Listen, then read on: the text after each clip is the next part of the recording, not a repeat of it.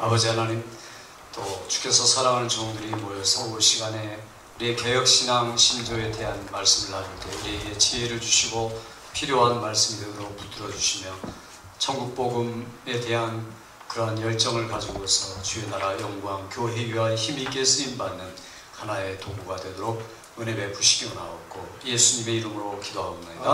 아멘. 반갑습니다.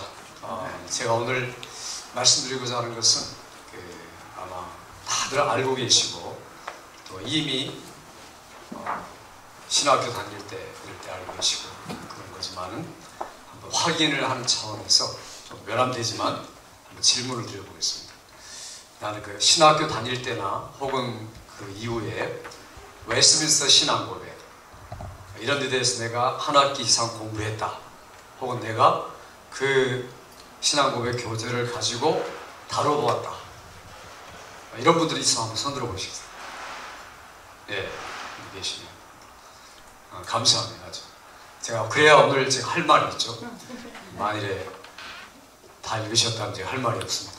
왜냐하면 이게 너무 중요한 게 우리가 가진 신앙이 정통신앙 혹은 개혁주의 신앙 혹은 성경적 신앙 이렇게 이야기합니다. 사람들마다 우리 교회가 정통 보수 신앙이다 혹은 성경 개혁 신앙이다 이렇게 이야기할 때 그럼 그게 무엇을 기준으로 그렇게 이야기하느냐가 중요하겠죠. 그래서 내가 만일에 성경을 기준으로 한다 그러면 성경을 기준으로 할 때 성경을 어떻게 이해하느냐 그 이해하는 것 사람마다 다 틀릴 수 있습니다. 어느 신학교 나왔느냐 어느 출신이냐 어떤 생각을 가지고 있느냐 또 어떤 대학을 나와서 어떤 사상이 심취되어 있느냐 사람마다 다 다를 수 있겠죠. 그러니까 교파도 많아지고 이상한 분들도 있고 올바른 분들도 있고 중요한 것은 이게 뭐가 과연 올바르고 뭐가 과연 성경으로 나아가고 하는 게 전부 다 주관적이 되고 만다는 겁니다. 객관적인 신앙이 있는가 그리고 분명하게 하나님이 말씀하신 의도대로 쫓아가는 신앙이 있는가 이런 것들이 굉장히 중요합니다. 그래서 우리가 예배 시간 되면 우리는 이렇게 믿습니다 라고 이야기하죠. 그래서 우리가 구분해야 할 것들이 있는데요. 우리가 믿는 신앙이라는 게 있고 그리고 우리의 신조라는 게 있습니다. 우리가 믿는 바 신조 그리고 신학이 있죠. 그래서 우리가 신앙이란 말은 성경을 신앙한다 성경을 믿는다라는 이야기고 그 다음에 신조는 뭡니까? 이 성경을 믿는 내용을 요약한 것이다. 신조는 이건 하나의 우리의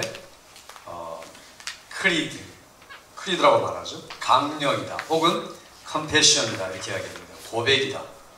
그래서 우리는 이것을 믿습니다. 성경을 전체적으로 요약하면은 이렇게 되는 것을 우리가 믿습니다 라고 우리 예배 시간에 믿음을 표현하는 것 이게 바로 우리는 지금 신앙 고백이라고 해요. 신앙 고백이 뭡니까? 우리는 지금 사도신경이 신앙 고백 예를 들어서 사도신경이죠. 하나 예일 뿐입니다. 사도신경 그런 지금 우리는 신학을 다루는 게 있고 또 신조를 다루는 거지 신학을 다루는 건 아닙니다. 그래서 제가 오늘 개혁주의 신학 이렇게 하려고 했는데 그게 아니라 개혁신앙의 신조가 뭐냐 신학이라는 것은 다룰 수 있죠. 여러 가지로. 그러나 이건 예배 시간에 쓰는 겁니다. 전능하사 천지를 만드신 하나님 아버지를 내가 믿습니다 라고 하나님 앞에서 고백하고 사람들 앞에 또 선포하고 이게 바로 크리도하고 컨페션입니다. 그런데 많은 분들은 이걸 신조를 신학으로 대체하는 분들이 있습니다. 그러니까 신학적으로. 신조라는 것은 절대로 바뀌지 않는 것이고 견고한 것이고 역사와 전통을 통해서 지금까지 내려온 정통신학의 객관적인 진리체계의 줄기입니다.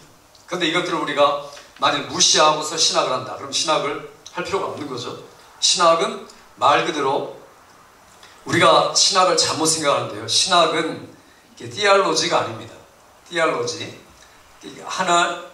우리가 신학을 말할 때는 신학은 하나님에 대해서 아는 것이다. 자, 이렇게 말할 수 있습니다. 세어스 로고스. 근데 이 안다는 말은, 여기 안다는 말, 지금 로고스란 말에서 나온 게 라직이죠. 라직. 그 논리가 뭐냐? 그 논리의 흐름마다 다 틀릴 수 있습니다. 그런데 우리 믿음의 선배들은 신학을 그렇게 정의했습니다. 하나님을 아는 것. 하나님을 아는 것. 하나님을 그러므로 나를 아는 것. 그래서 나를 알므로 하나님을 믿고 사랑하고 섬기는 것. 자, 요게 신학입니다. 그러니까 내가 하나님을 안다라고 말할 때는 이 헬라어 성경에 보면은 그 오이다라는 게 있고 기노스코라는 게 있습니다.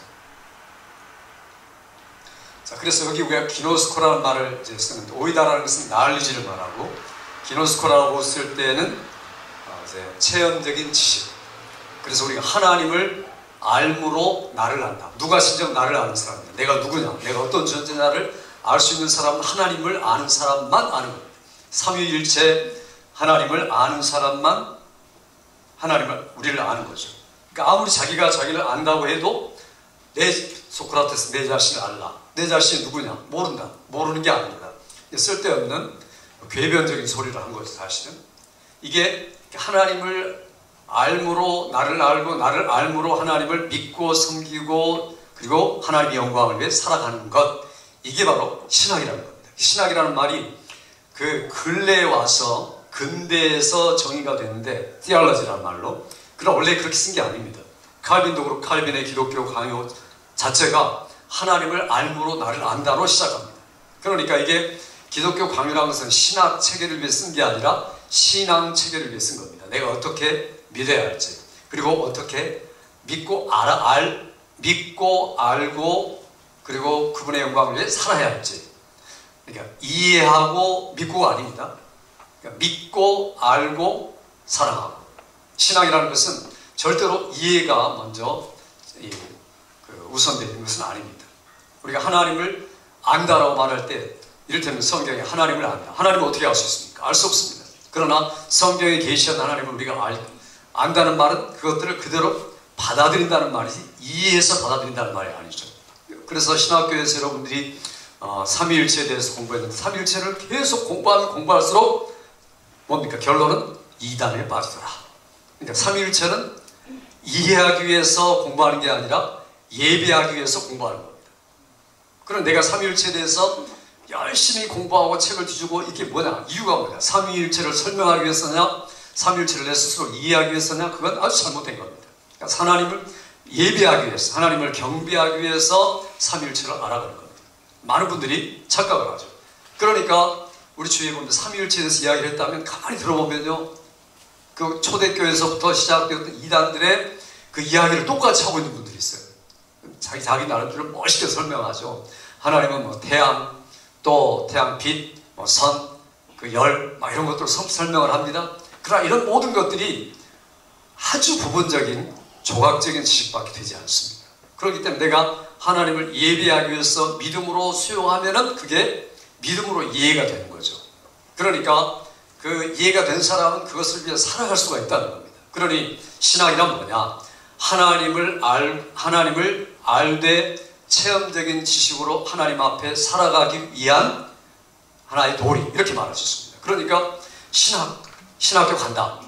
뭘 위해서? 성경 알기 위해서? 이해하기 위해서? 가르치기 위해서? 그건 잘못된 거죠, 전부 다. 그러니까 신학이라는 정의가 잘못됐기 때문에 하는 태도도 잘못됐고, 태도가 잘못되니까 결과까지 다 잘못되는 거죠. 그래서 제가 늘 신학생들에게 가르칠 때 강조하는 것도 그겁니다. 신학이라는 게 뭐냐? 우리의 믿음의 선배들은 종교개혁 이후로 또 청교도 이르기까지 신학 자체를 그렇게 하지 않았다. 그리고 모든 게 어떻게 하면 복음을 전하고 영혼들을 구원하고 여기에 초점을 맞췄지, 그들에게 갑론을박 변론하고 또 이해시키기 위해서 신학을 가르친 게 아니라는 겁니다. 그러니 보면은 전부 다 적용 부분이 굉장히 뛰어납니다. 종교개혁 이후로 우리 믿음의 선배들의 설교들을 보면은 이 목회자들의 설교가 전부 다 실천입니다. 실천을 위한 믿음. 항상 연결되어 있죠. 적용이. 그래서 아주 적용이 깊고 다양합니다. 아주 얼마나 철저한지 몰라요. 청교도들의 설교를 읽어보면은 그 설교들이 보통 2시간 반 분량입니다. 한 설교가. 얼마나 깁니까? 요즘 그 설교했다가는 다 졸고 다 교회 나갈 겁니다. 그 정도로 깊이가 있다는 거죠. 적용을 아주 잘하는 거죠. 그러니까 신학을 위한 신학이 아니라 신앙을 위한 신학인데 그 신학의 정의는 경배하기 위한 알미였다. 이게 칼빈 이후로 우리 개혁 선배들의 내용입니다. 제가 지금 그 기독교 신문에 개혁 신앙 리차드 백스터의 우리말로는 참 목자상 이렇게 번역되어 있죠. 참 목자상. 근데 이게 영어로는 그렇게 안 돼 있죠. The Reformed Path 이렇게 되어 있습니다. 영어로 하시는 게 훨씬 낫죠. 왜냐하면은 이 참이라는 것은 굉장히 주관적인 거죠. 그러나 리폼드란 말은 분명한 우리 성개혁주의적인 16세기에 스위스 제네바 칼빈을 중심으로 일어난 대륙의 성경적 운동, 이렇게 역사적으로 정의할 수 있는 개혁주의고, 또 그런 것들을 물려받아서 그 좋은 전통을 가지고서 성경적으로 적용하려는 운동, 지금까지 내려온 이게 바로 개혁주의입니다. 그래서 제가 이것을 개혁신앙 이렇게 했습니다. 개혁신앙 목자, 개혁신앙 목사. 번역을 다시 한 거죠. 번역이라는 게 왜냐하면 번역 하나가 굉장히 중요한 겁니다. 얼마나 그 뉘앙스를 제대로 전달할 수 있을까. 그래서 여러분이 이제 그 신문에 보면 제가 연재를 하고 있는데 개혁신앙 목사상, 어떤 상이 되느냐. 우리는 신학을 추구하는 목사가 아니라 신앙을 추구하는 목사인데 성경적이고, 그리고 우리가 종교개혁 이후로 가지고 있는 그런 성경적인 신앙들, 이런 것들을 증거합니다. 자, 이런 그 근본 내용을 가지고서 아직 신학에 대한 이야기를 하고자 하는 건 아닙니다. 신조에 대한 이야기입니다. 내가 성경을 믿는다라는 이야기를 하는 거죠. 성경에 무엇을 믿느냐? 이런 말을 하는 분도 있어요. 목사님들 가운데서도. 목사님, 성경이면 됐지 무슨 신조가 필요하고 교리가 필요합니까? 그리고 성경이면 그게 성경적인 거지 교리로 들어가면 벌써 딱딱해지고 문제가 생기고 달라지는 겁니다. 그러니까 교리는 우리가 필요 없고 오직 성경뿐입니다. 자, 이렇게 말한 분들은요, 몇 분이나 됐을까요? 2000년 역사에 계속되었던 이야기입니다. 그러니까 이단들마다 하는 이야기가 뭐냐면은 나는 성경을 믿는다. 성경대로 신학하고 성경대로 가르친다. 이게 이단들이 하는 이야기입니다. 그런데 문제는 다 주관적이라는 거죠. 그러니까 그 성경이 무엇인가? 무엇에 대한 것인가? 성경의 그 당신이 알고자 하는 뼈대가 뭔가를 가르쳐주는 그 핵심, 프레임이 바로 신조 고백이라는 거죠. 그래서 우리가 지금 알아보려는 것은 그 중에 가장 잘된 웨스민스터 신앙 고백을 알아보려고 하는 건데, 우리가 나는 믿는다. 하나님 앞에서 예배 시간마다 고백하시죠. 혹시 사도신경 고백 안 하는 분들 있습니까? 교회마다. 안 하는 분들 있죠. 뭐 침례교나 이런 분들 안 하시죠. 저도 안 합니다. 왜 안 하냐고 막 물어보신다면 저는 사도신경보다 훨씬 더 좋은 신앙 고백이 있기 때문입니다. 그게 뭡니까? 웨스민스터 신앙 고백이죠. 그 웨스민스터 신앙 고백을 제가 예배 시간에 하는 겁니다. 그래서 그럼 그거 전부 다 하는 게 아니라 몇 시간씩 걸리죠. 그리고 예를 들면 소요일 문답 2문항씩 해가지고 응답을 하고 1년에 한두 번 또 사도신경으로 돌아가고 이렇게 예배를 진행을 하고 있습니다. 왜냐하면 그 사도신경만 계속 하고 있으면 성도들이 매너리즘에 빠져가지고 그 사도신경을 의미도 생각하지 않은 채 기계처럼 이렇게 외울 수도 있습니다. 그런 것들을 피하기 위해서 1년에 이렇게 한 번 쭉 훑으면 딱 한 번 띄울 수 있는 소요일 문답, 또 이제 혹은 대일 문답 이렇게 넘어가면 되겠죠. 그래서 우리가 뭘 믿는다라고 하나님 앞에 고백하는 체계다라는 것을 안다면은 혹시 대부분의 장로교에 속한 목사님들이나 직분자들은 이걸 안 들어볼 리가 없습니다. 왜냐하면 자기들이 하나님 앞에 서야 하기 때문에 손 들고 집사님, 뭐 안수 집사님, 장로님 인직받아 손 들고 하잖아요. 나는 이 웨스민스터 신앙 고백을 믿고 이에 준해서 따라가고 순응한다. 다 결심했죠. 그런데 물어보면 아무도랑 좀 과장됐지만 웨스민스터를 공부해 본 적도 없고 들어본 적도 없고 타이틀만 알고 있습니다. 얼마나 웃기는 이야기입니까? 심지어 목회자들마저도 웨스민스터 신앙 고백이 뭔지 들어보긴 했는데 그 내용이 뭔지, 그 체계가 뭔지, 그리고 어떻게 적용돼야 하는지를 모르고 있는 분들이 굉장히 많습니다. 그런데 지금부터 한 300년 전에 혹은 400년 전에 미국 땅에 도착한 그 청교도들의 9살짜리 어린아이가 대소요리 문답을 다 외우고 그 다음에 그것들을 충분히 이야기하고 다른 사람들에게 설명할 수 있는 수준이었습니다. 9살짜리. 근데 지금 어떻습니까? 목사님들이 그렇게 할 수 있겠습니까, 지금? 그러니까 지금 박사학위 받은 목사님들이 정통신학에서 사는 분들이 그렇게 할 수 있을까? 이게 무슨 말입니까? 그 당시 9살하고 지금 요즘에 정통신학 박사학위 받은 분하고 레벨이 똑같다는 이야기죠. 그러니까 우리가 얼마나 지금 낙후되어 있느냐 하는 것들을 알 수가 있습니다. 우리가 이런 점에서 우리 목회자들이 먼저 만일에 이제까지 공부를 했고 준비했다면 몰라도 안 그런 분들은 다 회개하셔야 됩니다. 회개가 필요합니다. 공부하기 전에. 그래서 이게 문제는 뭐냐면요. 이게 너무나 익숙한 것 같은데 전혀 모른다는 게 문제가 있죠. 특별히 장로교 아니어도 침례교나 다른 그 교파도 다 마찬가지입니다. 왜냐하면 다른 교파들도 이 장로교의 그 1647년에 있었던 이 웨스트민스터 신앙 고백을 근거로 해서 자기들의 신앙 고백을 만들었기 때문에 침례교도 사보이 선언이라든가 제2차 런던 신앙 고백이라든가 이런 내용들, 침례교, 회중주의 이런 것들이 다 거기서 나왔고, 그리고 이 성공회도 영국 국교회지만은 성공회 39조 신앙 고백 같은 내용들도 사실은 다 교정되어서 1647년에 만들어졌고, 그러니 역사상 가장 훌륭하고 위대했던 성경의 체계가 뭐냐라고 물어본다면 웨스트민스터 신앙 고백입니다. 이게 이제 우리말로 번역이 됐는데 번역된 것들이 굉장히 어렵습니다. 왜냐하면 이게 1963년도에 번역이 돼가지고 선교사님들이 번역해가지고 까다롭고 굉장히 고어들이 많고, 그래서 저희 교단에서 저하고 또 우리 교육부장 목사님하고 둘이서 그것들을 새롭게 번역을 했습니다. 그래서 표준 웨스트민스터 신앙고백 대소요리 문답을 번역해서 우리 교단에 지금 그것들을 금년에 5월달에 나와서 다 사용하고 있습니다. 그래서 이제 하나님께서 또 번역할 수 있는 특권도 저희 주셔가지고 같이 쉽게 그리고 철저하게 성경의 레퍼런스를 달아가지고 웨스트민스터 신앙 고백이나 대소요리 문답이 좋은 점이 뭐냐면 문학 그 한 문장이 아니라 한 구마다 전부 다 성경 구절이 들어가 있습니다. 이를테면 사람의 제일 되는 목적이 무엇입니까? 하나님을 즐거워하고 영원토록 그분을 즐거워하는 것이다. 사람의 본분을 다하오라 할 때 사람의 본분, 하나님을 즐거워하는 것, 하나님의 영광이라는 그 각 구마다 성경의 구절들이 적어도 5개, 6개씩 다 들어가 있습니다. 그러니까 철저하게 성경적이고 성경을 떠나지 않고 성경을 완전히 갖춘 시스템이다라고 말할 수밖에 없겠죠. 그런 책이 어디 있습니까? 세상에 이제까지 2000년 동안 나온 책을 아무리 살펴봐도 각 구마다, 문장이 아니라 구마다, 그리고 한 문장 전체로 하면 보통 성경 구절이 20개씩 들어가 있습니다. 그런 책들이 어디 있겠습니까? 근데 우리가 다행인 것은 1963년에 그 장로교회에서 우리 한국에서 그런 것들을 선교사를 통해서 받고 그것들을 교회에서 가르쳤다는 게 중요하죠. 우리가 세례문답 가르칠 때 또 직분자 가르칠 때 썼던 것들이 바로 그런 교재입니다. 근데 안타깝게도 요즘에 그런 것들이 거의 사라지고 제자훈련 이런 것을 통해서 변질되고 만 겁니다.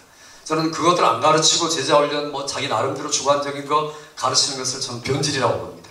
왜냐하면 좋은 선배들이 물려준 가장 좋은 전통의 신앙 고백들을 포기하고 개인적이고 주관적인 그 제자훈련을 한다는 것은 그게 변질이죠. 타락입니다. 일종의. 하나님 앞에 부끄러운 겁니다. 그러니까 우리가 다시 사실 이걸로 신앙 고백으로 돌아와야 되는 거죠. 안 돌아온다면 우리 하나님께서 물려주신 좋은 유산들을 사실 포기하고 있는 겁니다. 그러니까 우리들이 이런 웨스트민스터 신앙 고백을 공부한다, 또 읽어본다 라는 것은 얼마나 가치 있는지 모릅니다. 오늘 오신 분들이 웨스트민스터 신앙 고백으로 다 무장되기를 주의 이름으로 축복합니다. 좋습니다.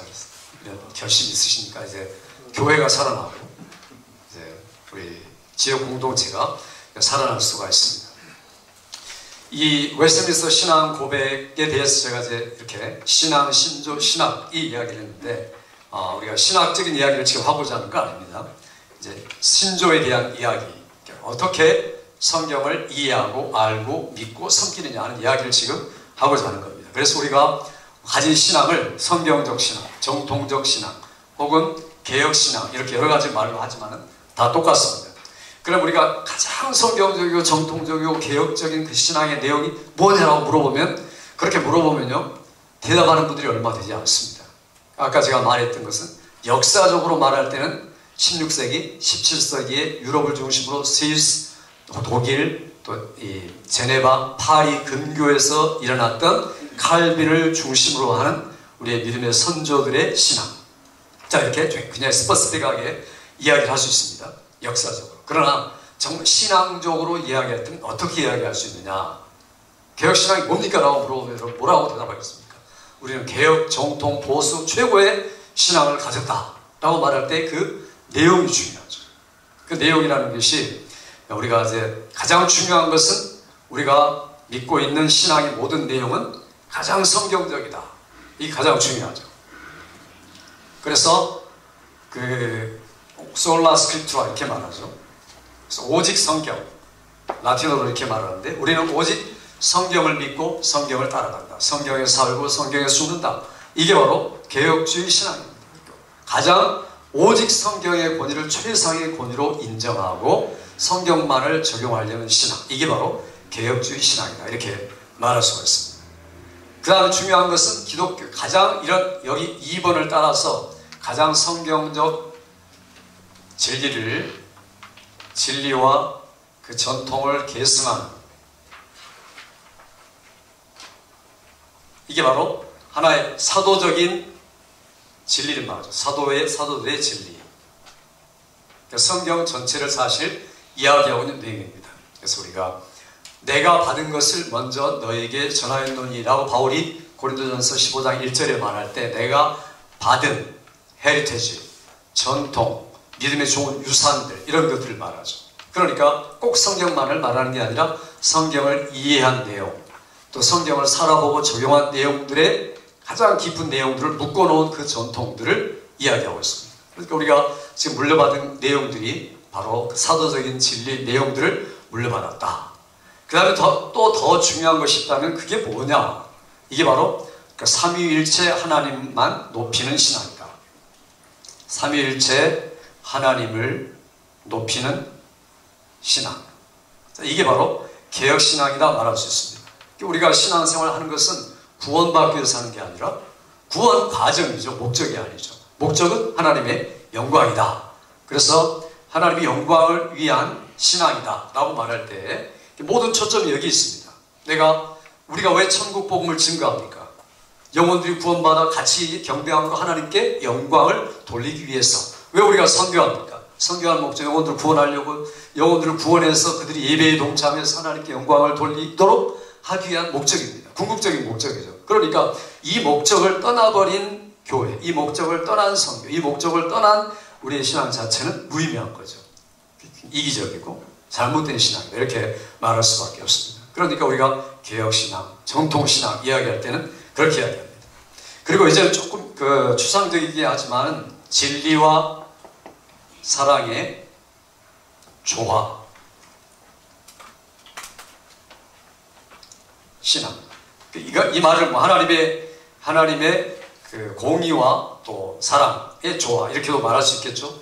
다른 데서도 이야기는 하고 있지만, 그러나 우리가 항상 진리의 근거한 사랑, 그리고 진리를 충족시키는 사랑, 그리고 사랑과 진리가 병존하는 진리, 이것을 가리켜 개혁신앙이다. 이렇게 이야기를 할 수가 있습니다.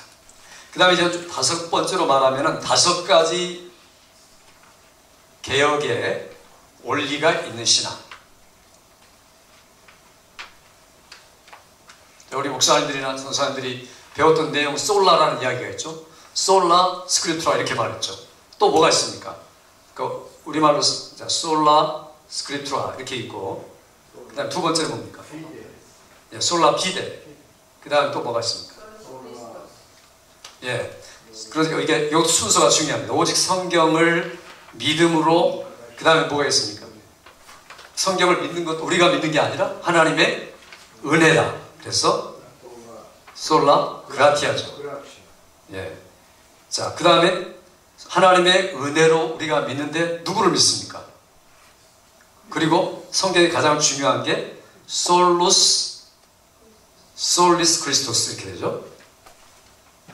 자, 그래서 모든 성경의 중심은 그리스도가 중심이 되어야 된다. 성경의 핵심과 주제와 흐름과 목적은 오직 예수 그리스도가 중심이 되어야 된다. 그래서 마틴 루터 같은 경우에는 모든 신학이 그리스도 중심의 신학, 십자가 신학, 자, 이런 식으로 표현을 하고 있죠. 칼빈은 조금 더 범위를 넓혀서 삼위 하나님 중심 신학 이렇게 이야기합니다. 자기 자신을 가르쳐. 자, 그 다음에 마지막에 이 모든 것들의 목적이 뭐냐? 목적이 뭡니까? 목적은 솔리 데오 글로리아 이렇게 말하죠. 하나님의 영광을 위하여서. 자, 요 5가지가 분명한 원리를 가지고 있는 신앙이냐? 이게 없으면 개혁신앙이 아니죠. 성경적이고 정통적인 신앙이 아니라는 겁니다. 그러니까 반드시 우리가 지향하고 늘 생각하고 있어야 할 이 5가지 내용, 복음을 전하는 것도 그렇고 전도나 목회나 우리의 모든 가르침 속에서 이게 오직 성경에서 나온 것이냐, 그리고 하나님 성경에 대한 분명한 신조가 있느냐, 그리고 그 믿음도 하나님이 은혜로 주었다는 것을 인정하느냐, 자기 자랑이 아니라, 그 자기 교회 자랑이 아니라, 자신 어떤 공동체 자랑이 아니라 하나님의 은혜로 주어진 것이다 라는 것을 자랑하고 있느냐. 그런데 그 자랑의 핵심에 그리스도가 있느냐. 그래서 이 모든 것들을 통하여서 오직 하나님의 영광을 추구하고 있느냐. 이게 바로 정통신앙이라는 거죠. 이게 없으면 정통신앙이 될 수가 없습니다. 이 중에 한 가지라도 빠지면 안 되고 이게 다 연결된 거죠. 하나로. 그래서 성경으로부터 하나님의 영광에 이르기까지의 신앙의 내용을 가지고 있느냐. 이게 바로 성경적 정통 보수 개혁신앙이다. 이렇게 말할 수 있습니다. 그러니까 이런 것들이 과연 우리에게 있느냐. 이런 것들 항상 점검할 필요가 있습니다. 자, 그 다음에 이제 말할 수 있다면은 이제 어떤 분들은 칼빈이 말했다고 말하는데 칼빈이 말한 건 아닙니다. 그 벨직 도르트 회의에서 나왔던 원리인데 그때 나중에 우리가 칼빈주의라고 말을 하죠. 튤립 사상이 있느냐, 튤립의 신앙이 있느냐 하는 내용이죠. 자, 튤립이라는 것은 그 네덜란드의 국화입니다. 그런데 여기 튤립의 어떤 단어의 첫자를 따서 이야기하죠. 여기 T는 토를 전적으로 사람이 타락했다. 첫째는 전적 타락. 그래서 사람은 자기 힘으로 아무것도 할 수 없다. 그 다음에 두 번째는 그러나 하나님께서는 무조건 그를 선택하셨다. 무조건 선택하셨다. 완전히 타락해서 아무것도 할 수 없는 사람을 하나님께서 무조건 선택하셨는데, 그러나 그 선택의 범위는 누구나 아무렇게 선택하는 게 아니라 하나님께서 제한적으로 속죄를 해주셨다. 리미티드 어톤먼트 이렇게 말하죠. 그 다음에 그것들은 하나님의 이런 은혜는 절대로 우리가 항거할 수가 없다. irresistible grace 이렇게 말하죠. 그 다음에 하나님께서 이렇게 항거할 수 있는 은혜를 주셨기 때문에 이들은 마침내 영원한 구원을 이룰 수밖에 없다. 인내로. 그래서 perseverance of the saint 이렇게 말합니다. saint. 그 다음에 saint는 성자들 말하는 게 아니라 신자들 이야기합니다. 자, 이렇게 요 앞자만 따서 TULIP 이렇게 해서 이런 내용들을 가지고 있는가 하는 거죠. 이게 칼빈이 만든 게 아니라 칼빈이 마음에 가지고 있었던 것들을 나중에 후대에 그 칼빈을 추종하는 신앙을 가진 사람들이 발표했네요. 도르트나 벨직 그 컨페션에서 이들이 이런 내용들을 발표를 합니다. 옛날에는 화란이 개혁의 신앙의 중심이었습니다. 그래서 화란 중심으로 나중에 이제 영국에서 이제 웨스트민스터가 나오게 되는데, 자, 이때 개혁자들의 신앙의 내용이라고 말할 수 있습니다. 자, 개혁이라고 말할 때 루터는 사실은 개혁주의에 들어가는 건 아닙니다. 물론 그분이 개혁의 그 원조지만은, 그러나 우리하고는 신앙이 좀 다르죠. 루터주의하고는 지금 상당히 다릅니다. 자, 그 다음에 이제 조금 더 구체적으로 말하면 이 7번째는 성찬에서 그리스도의 임재. 성찬이 매우 중요하죠. 그리스도의 임재, 영적 임재. 자, 이렇게 이야기합니다. 그러니까 성찬이 어떤 것이냐가 매우 중요하죠. 우리는 성찬을 기념하라, 기념하라고 했는데, 자, 기념인데 어떤 기념이냐? 뭐 보통 여기다 나를 기념하라 이렇게 써있죠. Remembrance of me 이렇게 되어 있는데, 이게 성찬상이죠. 목사님도 이제, 이게 다 그거 아닙니까? 그래서 교회에서 우리가 한 가지 실수한 게 있는데, 우리 기독교회가 치명적인 실수를 한 게 있습니다. 캐톨릭을 막 거부하다가 캐톨릭이 하고 있는 게 뭡니까? 미사죠. 메스는 이 떡이 분배되는 순간에 이게 그리스도의 몸으로 변화된다 라는 미신을 가진 신앙이기 때문에 우리가 그것들을 포기하고 저버린 겁니다. 잘못됐다, 비성경적이다라고 저버릴 때 그 저버리는 게 다 저버리면 안 되는데 다 저버린 겁니다. 그러니까 성찬식이 무시된 거죠. 그래서 나중에 우리가 잘못했다, 칼빈이 이걸 알고 매주마다 우리가 성찬식을 해야 된다. 그게 잘 안 됐죠. 제네바에서 한 달에 한 번 적어도 하려고 애를 쓴 겁니다. 우리가 이렇게 뭐라고 그러죠? 잘 표현이 안 되는데, 목욕통 이렇게 물 버리다가 뭐까지 버려요? 애까지 버리는 거지. 그런 식으로 우리가 버렸다는 거죠. 그러니까 우리가 미사를 반대하다가 성찬식까지도 무시하고 말았다라는 거죠. 이게 굉장히 중요한 건데, 성찬은 이 시간에 우리가 나눌 때 변화되거나 그렇게 아니라, 우리 성찬에 참여하는 성도들 속에 하나님께서 임재하셔서, 그리스도께서 임재하셔서 우리에게 은혜를 주시고 하나님의 영광을 나타내신다는 것을 실제로 느끼고 믿고 영광 돌리는 것, 이게 성찬식이죠. 성찬을 시작하는 게 매우 중요한 겁니다. 그래서 우리가 하나님께 은혜 받을 수 있는 방편은 딱 세 가지 분이죠. 말씀, 기도, 성찬. 오직 세 가지 수단 외에는 주신 게 없습니다. 어떤 분들은 우리 찬양으로 하나님께 영광 돌리자, 찬양으로 은혜 받자 그러는데, 여러분, 찬양으로는 은혜 받는 게 아닙니다. 절대로. 제가 그 이야기를 교회에서 많이 강조하는데, 찬양은 하나님께 드리는 것이지, 그거 은혜, 그러니까 오늘 찬양이 은혜 받았습니다, 그런 말 하지 마세요. 그런 말 하면 조금 가르쳐 주셔야 돼요. 아니, 지금 찬양을 자기들끼리 즐기려고 하는 겁니까? 자기들끼리 만족시키려고 하는 겁니까? 그건 자기 만족이죠. 그건 죄악입니다. 그러니까 은혜 받았습니다, 오늘 참 잘하셨어, 이런 것들은 굉장히 위험한 겁니다, 사실은. 왜냐하면 우리가 모든 찬양은 하나님께 영광 돌리기 위해서, 차라리 집에서 혼자서 그냥 부르면 괜찮아요. 그러니 우리가 선곡할 때도 조심하고 또 진행할 때도 매우 조심하고. 그래서 제가 청년들, 저쪽 큰 교회에 있으면 청년들을 인도하면서 많은 청년들이 있는데, 보면은 이렇게 앞에 나와서 찬양을 막 뛰면서 하고 그냥 뭐 1시간 이상 굉장합니다. 그런데 딱 끝나고 딱 자리에 앉으면 그때부터 졸기 시작해가지고 축도 때까지 졸고 있어요. 전부 다. 이게 무슨 찬양입니까? 골로새서 3장 16절에 말씀이 풍성히 거하여 시와 찬미와 신령한 노래를 부르는 마음이 서로 화답하고 감사함으로 하나님께 영광을 돌리라 그랬는데, 말씀의 풍성이 안 거하고 자기들의 열심과 노력과 그 의기충천을 가지고 젊은 힘을 다해서 하나님을 찬양하는 거 하나님 받으실까요? 자기들은 만족하죠. 박자도 떨어지죠. 자기들의 감각에 맞죠. 그리고 리듬도 굉장히 뭐랄까 흥분하기 좋죠. 그러니까 자기는 은혜 받은 것 같고 자기가 마치 은혜를 끼치는 사람처럼 그렇게 인식하는 찬양 지도자들이 있는데, 이거말로 진짜 교만이죠. 마귀가 역사하는 가장 쉬운 사람이죠. 그런 분들은 예외 없이 목사님하고 나중에 반기를 들 거예요. 왜냐하면 내가 조금 높아지다가 목사님하고 비슷해지거든요. 그러니까 다 그렇다는 말은 아니고 찬양 인도하는 분들이 매우 위험하다는 거죠. 그래서 항상 교회에서는 이 찬양대 앞에 나서는 분들이 굉장히 겸손하시고 이런 분들이 더 낮아지고 이래야 되는데, 그렇지 못하면 교회가 어려워지는 거죠. 왜냐하면 찬양이 마치 자기가 은혜의 수단이 되는 것 같고, 그리고 사람들이 자, 한번 노래 부르면서 그런 분이 있어서 아주 싫어합니다. 막 뭐라 그러죠? 막 노래 한 중간에 막 큰 소리 치고 그래 박수 치라고 막 그러고, 왜냐면 박수 안 치면 은혜 안 받은 것 같으니까 박수 치라고 그러고 발을 구르라고 막 그러면은 얼마나 착착 맞습니까? 그러니까 마치 자기가 리더해가지고 은혜를 주는 것처럼 그렇게 착각하는 그런 엉터리 신앙으로 계속 살아가는 거죠. 얼마나 무서운 겁니까? 목사님들이 이런 거 정신 차리고 아주 절제하게 만들고 조심하게 해야 되죠. 그러니까 이게 은혜라는 것이 뭘 모르니까, 무엇을 통해서 은혜가 온지를 모르니까 그따위 짓을 하는 거죠. 죄송합니다. 그따위 짓을 해가지고. 그러니까 왜냐하면 그게 정말 하나님께 많이 기도하고 말씀 공부하고 무릎 꿇어서 기도하고 하나님께 영광을 돌리는 찬양 리더냐, 찬양 단이냐, 그렇다면 문제가 없습니다. 제가 조금 이렇게 자랑을 좀 하겠습니다. 제가 군대 때 육군본부에서 군악대 지휘하고 육군본부 사령부 교회 지휘를 했습니다. 저도 이 찬양에는 아주 열심히 했습니다.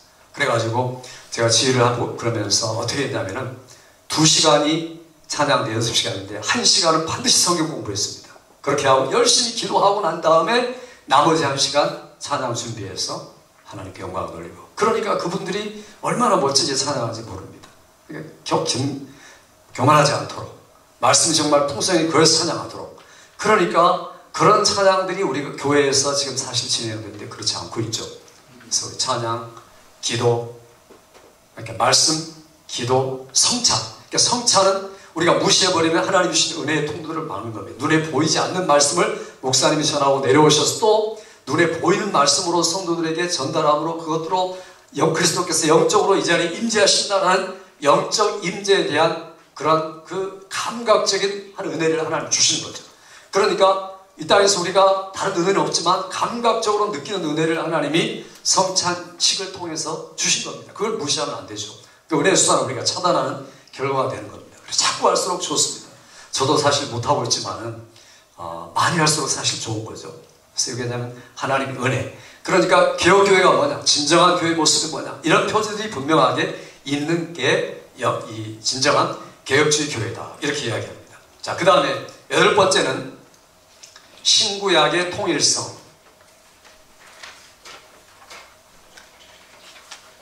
통일성을 강조한다. 자, 이게 무슨 말이냐면요, 학문들이 발달하면서 성경에 대해서 많은 분들이 성경의 각본을 인정하다. 그래서 저도 공부할 때 마태신학, 마가신학, 누가신학, 요한신학, 사도행전신학 이렇게 공부했습니다. 그게 좋은 점도 있지만, 깊게 들어가면 좋은 점도 있지만 매우 위험한 겁니다. 성경의 신학자가 다 틀리느냐, 내용이 다 틀리느냐, 틀리니까 이런 결과에 스스로 그렇게 생각하게 되고 결론을 유추하게 됩니다. 절대로 그런 게 아니죠. 성경은 완벽한 통일성을 갖고 있습니다. 처음부터 끝까지 모두 다 하나님의 말씀이고 모두 다 그리스도를 말하고 있고, 이게 먼저 강조가 된 다음에 그 다음에 다양성이 증거돼야 되는 겁니다. 그러니까 뭐가 중요하냐, 그 성경은 variety in unity, 이게 중요합니다.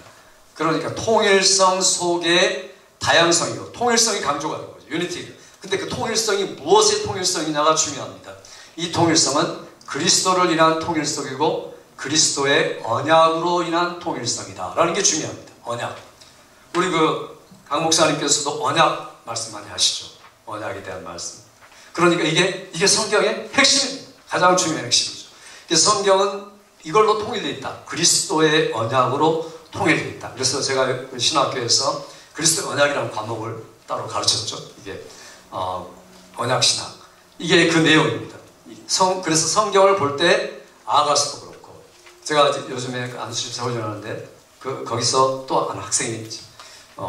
아가서 같은 게 왜 성경에 들어와 있느냐 그렇게 물어보는 집사님 하나 있어요. 그 정상적인 질문입니다. 좋은 질문이죠. 아가서는 어떻게 성경에 들어갈 수 있느냐? 들어올 수가 없죠. 그 선정적이고, 어떻게 보면 저는요 어렸을 때 초등학교 5, 6학년 때 아가서 볼 때요 부끄러워가지고 이렇게 숨어서 들어왔어요. 숨어가지고 초등학교 5학년이 아가서를 볼 수 있습니까, 여러분? 그건 PG-18 소설 책입니다. 성경책. 그러니까 못 보죠. 어떻게 이런 게 성경에 들어갈 수 있을까?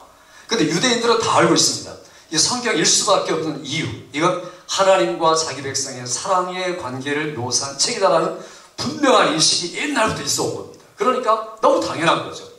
그러니까 하나님께서 우리에게 사랑을 표현할 때 너무 리얼하게 인간적인 사랑을 충분하게 표현함으로 하나님의 사랑이 최저치가 이거다. 그러니까 여기서부터 시작해서 끝없는 하나님의 영원한 사랑이 이런 사랑이라는 것을 실감하도록 하기 위한 성경. 그게 바로 우리는 신약의 안목으로 보니까 그리스도 안에서 하나님이 나를 사랑하신 그 끔찍한 사랑이라는 것을 얼마든지 읽으면서 이해할 수 있다. 그러므로 통일성을 가지고 아가서를 보니까 얼마든지 이해가 되는 거죠. 성경이 처음부터 끝까지. 이게 바로 개혁신앙의 내용이다. 이 신앙의 내용을 안 가지고 있으면, 그런 자유신학자들은 성경을 난도질하죠.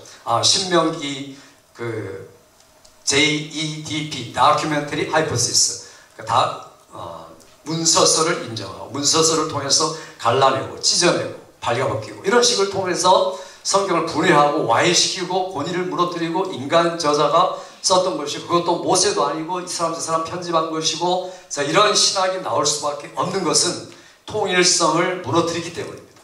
그리스도 언약이 빠져있는 거죠. 그러니 이 언약이 들어가 있지 않는 신앙은 성경적 신앙이 아니다 이렇게 말할 수 있습니다. 우리가 지금 말한 신약이라는 게 뭡니까? 구약이라는 게 뭡니까? 이게 번역이 잘못된 거죠. 테스트먼트라고 번역되면 안 되죠. 테스트먼트는 유언입니다. 그러니까 유언이라고 번역되면 안 되고 이게 커버넌트로 번역이 돼야 됩니다.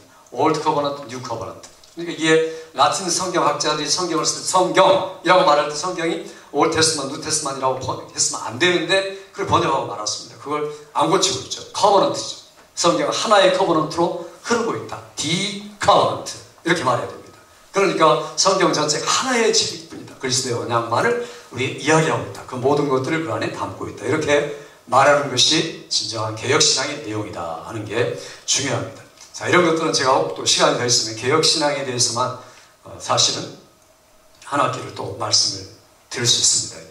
그래서 이 내용들을 그래도 우리가 뼈대를 알고 있어야 우리 미주총신 그 선교대학원이 추구하고 있는 그리고 올바로 서 있는 신학의 뼈대라는 걸 우리가 알고 있어요.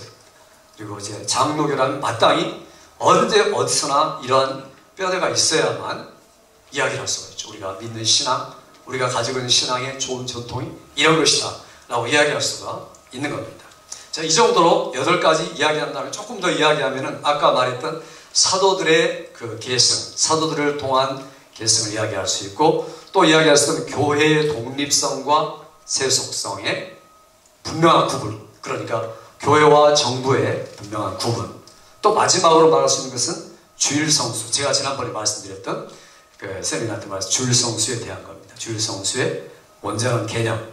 자, 이렇게 한 11가지 정도의 내용을 담고 있느냐? 그렇다면 개혁신앙이다. 그러니 지금 우리가 주일에 대해서 지난번 여러 가지 말씀드렸지만은 얼마나 중요합니까? 주일에 대한 성수, 또 주일에 대한 강조, 그것이 주님의 부활에 대한 전체적인 강조, 복음의 강조이기 때문에 주일날 반드시 모여서 예배드린다는 내용.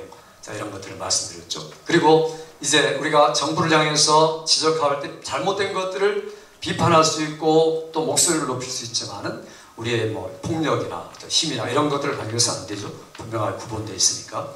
자, 이런 것들이나 또 모든 문제에서도 마찬가지입니다. 그래서 우리가 개혁신앙을 추구하는 우리의 모습, 우리의 또 교회의 모습, 목자의 모습이 바로 이런 적어도 8가지의 내용들을 가지고 있을 때 그게 개혁신앙이다. 개혁신앙을 따라가는 그 신조의 뼈대를 가지고 있는 사람이다. 이렇게 표현할 수가 있다는 겁니다. 그렇지 않으면 우리가 잘못된 신앙으로 흐르고 있는 거고 개인적이고 주관적인 신앙으로 흐르고 있으나 이렇게 말할 수 있습니다. 아무리 혼자 성경을 깊이 공부하고 3,000번, 4,000번 성경을 읽어도 엉뚱한 길로 빠진 분들이 너무나 많습니다. 그러니 그런 분들은 뼈대를 가지고 있지 않고 그리고 그것들을 의지하지 않고 믿음의 좋은 전통들을 떠나서 주관적으로 성경을 이해하니까 그렇게 귀착될 수밖에 없습니다. 그래서 우리가 얼마나 중요한지 하나님이 주신 좋은 유산들입니다.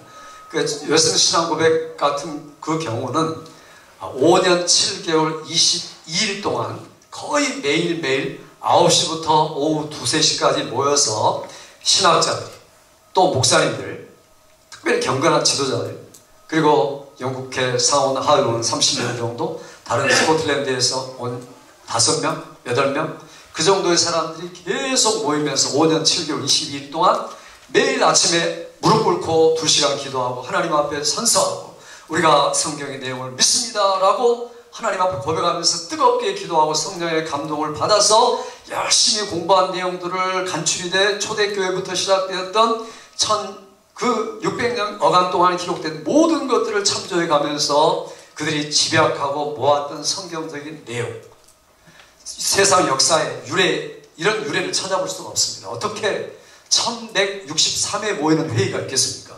그것도 무슨 의논을 하기 위해서가 아니라 어떻게 하면 하나님의 말씀을 우리가 지배할 수 있을까? 그것도 보통 사람들이 아니라 성경을 깊이 연구한 믿음의 지도자들, 그리고 그냥 한 것도 아니고 학문적이 아니라 늘 성령의 그 역사하심과 인도함을 받으려고 애를 쓰고 기도했던 매일매일 그들. 그러니까 하나님께서 얼마나 은혜를 많이 주셨습니까? 좀 과장해서 말한다면 그들도 성경에 감동된 그런 저자들 만큼은 안 돼도 모든 그들의 말은 성령에 감동된 것 같더라는 그런 고백과 간증들이 많습니다. 그러니까 얼마나 훌륭한 겁니까? 개인적인 거 아니고 주관적인 거 아니고 그 150년 이상의 신앙, 지도자, 또 신학자, 그리고 가장 뛰어난 분들이 모여서, 그것도 그냥 영국이라는 한 나라에 국한된 게 아니고 스코틀랜드, 그리고 이 뉴욕 대륙에 있는 모든 개혁주의 신학자들이나 신앙가들과 접촉과 대화와 이런 것들을 통해서 집약한 것들, 그러면서도 동시에 성경을 벗어나지 않으려고 애쓰는 그런 마음, 그리고 그 당시에 퍼져있던 수많은 이단들, 그 당시 이단들이 굉장히 많았습니다. 지금하고 똑같죠. 그 이단들에 대한 의식, 어떻게 하면 진리를 제대로 증명할 수 있을까? 정통이란 말이 왜 나옵니까? 이단들이 많으니까 정통이 나오죠. 얼마나 오늘날 이단들이 많습니까? 그래서 이 정통이 무언가를 분명하게 그들이 정립하기 위한 목적.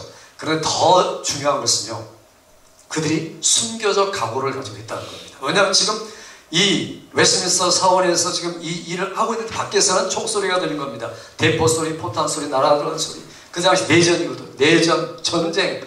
그리고 자기들이 지금 이 고백을 함으로 인해서 죽을 수도 있고, 그리고 이렇게 위험하고 위험천만한 순교적 각오를 가지고 이것들을 만들었다. 그러니까 우리가 이런 역사적 정황과 상황과 흐름들을 살펴보면 이게 얼마나 위대한 믿음의 신조인가 하는 것들을 알 수가 있습니다.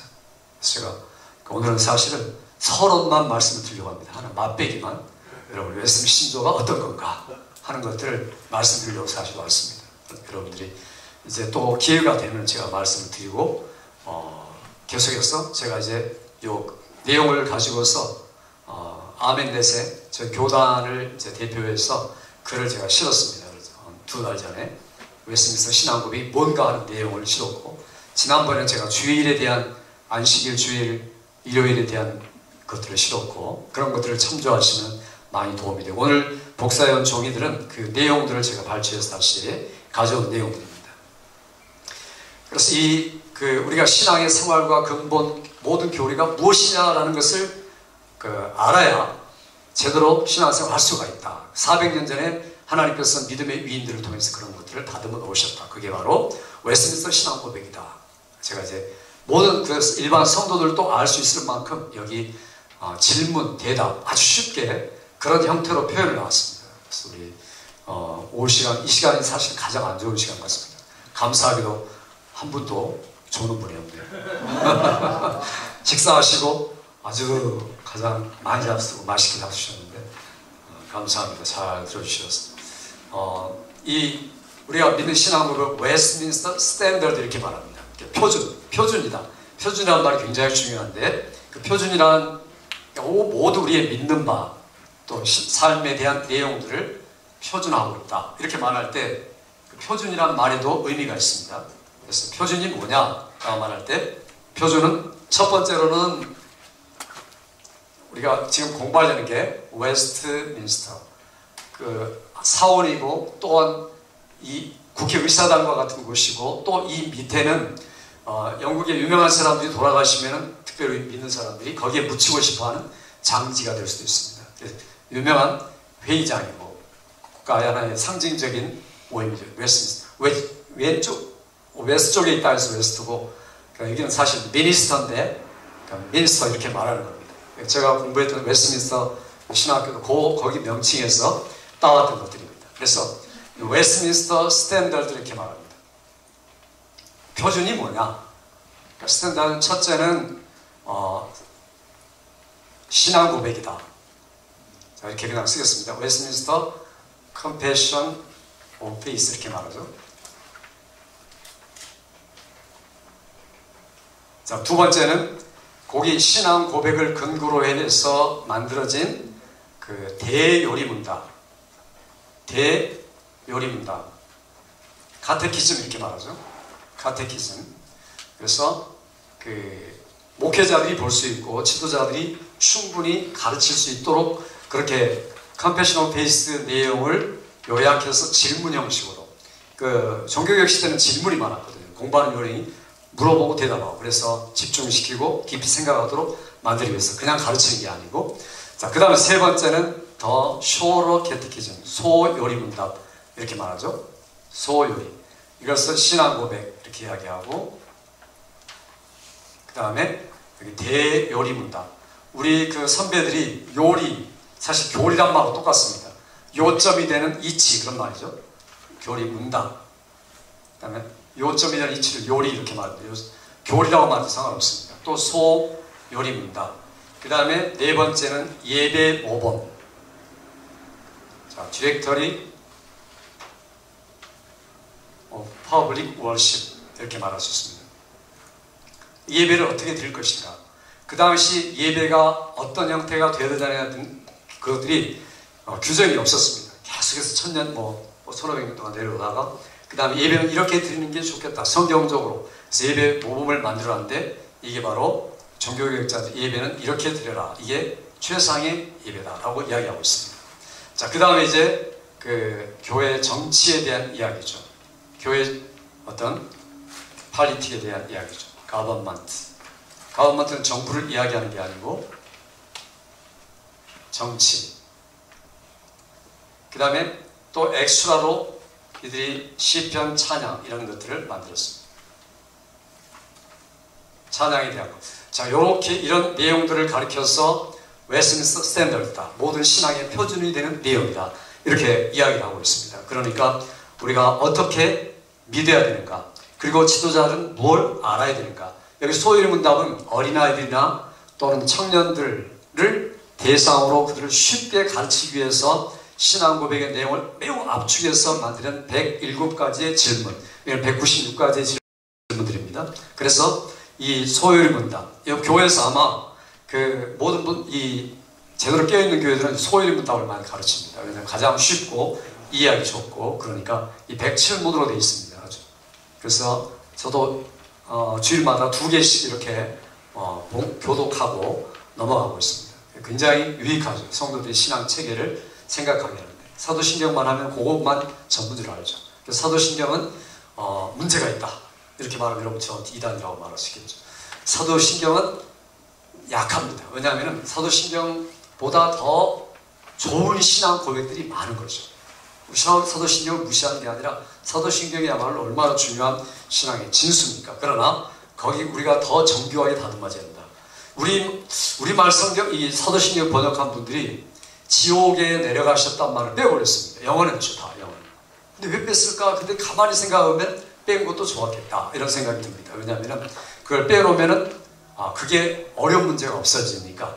또 실제로 그것이 언제 들어간지를 모릅니다. 지옥에 내려가셨다가. 그래서 PCA나 또 많은 교단에서 그걸 지금 빼버리고 있어요. 니케아 신경회 같은 경우에는 그게 안 들어가 있습니다. 가장 좋은 이제 우리 신조 신앙 고백이 지금 니케아 신조, 또 이제 칼세돈 신조, 그 이후로 벨직, 이제 우리가 말하는 개혁주의는 벨직, 도르트, 그 다음에 이 웨스민스터 이렇게 말할 수가 있습니다. 자, 중요한 것들은 이 소요리 문답 내용을 가지고 공부하면 좋고, 여기서부터 시작하면 좋겠죠. 이렇게 점점. 그래서 이건 우리 목회자들이 반드시 읽고 공부해야 할 내용이다 하는 겁니다. 그래서 이 가장 완벽한 신조요, 그리고 가장 종합적인 교육서다 이렇게도 말할 수 있습니다. 예배와 교육을 위해서 필요한 것이다. 이게 웨스민스터 내용이다 이렇게 말할 수 있습니다. 이게 미국의 이제 영국 청교도들 당시니까 그 당시에 미국으로 들어와서 1788년에 개정이 약간 되고, 그 다음에 원래 신앙 고백이 33조 항으로 구성되어 있는데 그대로 이제 1903년에 PCUSA 쪽에서 그 34장과 35장 정치와 선교 가장 것들을 추가 수정해가지고 35권이 될 수 있는데, 보통 그냥 33문항의 오리지널 그 신앙 고백을 따르고 있습니다. 그래서 이제 우리가 그런 것들은 취사 선택할 수 있는 문제들이고, 그래서 우리 한국은 1963년에 이게 시작이 됐습니다. 한국.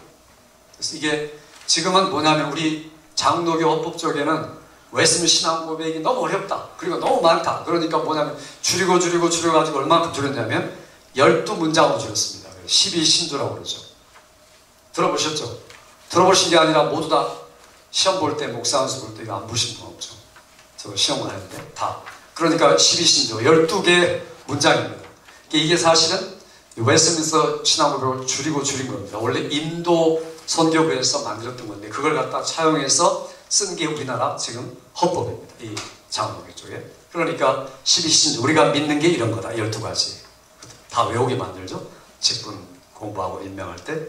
자, 이런 내용들을 가지고 있고 지금 이제 합심, 고심, 다회장, 통합 다 같이 우리 웨스민스터 신앙고백을 굉장히 존중하고 교단의